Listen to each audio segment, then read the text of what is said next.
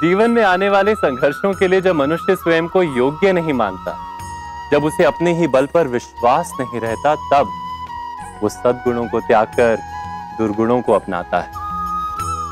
वस्तुतः मनुष्य के जीवन में दुर्जनता जन्म ही तब लेती है जब उसके अंतर में आत्मविश्वास नहीं होता। आत्मविश्वास ही अच्छाई को धारण करता है। ये आत्मविश्वास है क्या?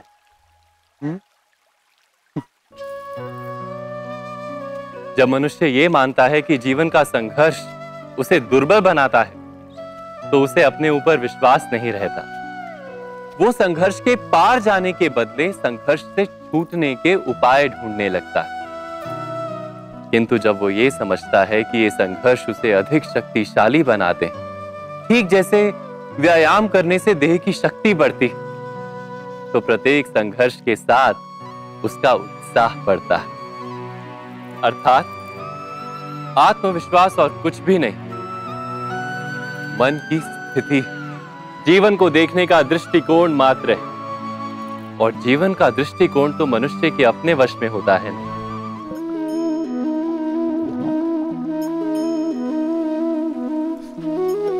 इस संसार में आने वाला प्रत्येक बालक संपूर्णतः संस्कार रहित होता है। उसके अंतर पर ना किसी अच्छे संस्कार के चिन्ह अंकित होते हैं, ना ही बुरे संस्कार के। अर्थात जन्म से बालक में ना कोई गुण होता है और ना ही कोई दोष। तो ये दोष अथवा गुण किस प्रकार प्राप्त होते हैं? क्या हमने कभी विचार किया है? जो बात माता पिता के मुख से निरंतर सुनी जाती है, वही बात उनकी संतानों के हृदय का संस्कार बनती है। जैसे किसी गांव में नदी तट तक एक पगडंडी बन जाती है केवल उस मार्ग पर बार बार चलने के कारण। अर्थात माता पिता के हृदय की इच्छाएं उनकी संतानों के हृदय का दोष अथवा गुण बनकर जन्म लेती हैं। क्या ये सत्य नहीं? पर फिर भी जब उनकी संतानों में कोई दोष दिखाई देता है, तो माता पिता आश्चर्य और दुख से भर जाते हैं। माता पिता का हृदय ये प्रश्न करता है कि उनकी संतानों में ये कुसंस्कार आए कहां से।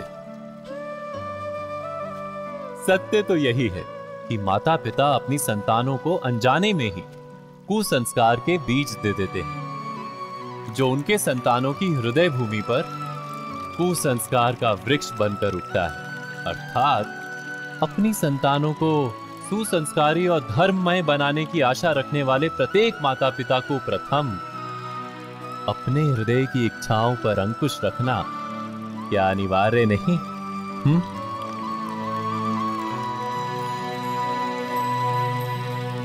प्रत्येक माता पिता इस पर विचार अवश्य कीजिएगा।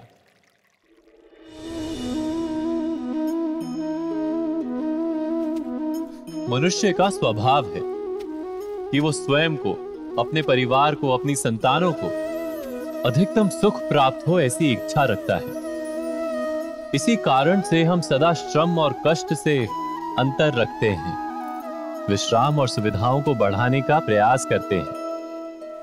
स्वयं अपने जीवन का विचार कीजिए। क्या ये सत्य नहीं कि हम अपनी संतानों के लिए सदा ही विश्राम और सुविधा का आयोजन करते हैं?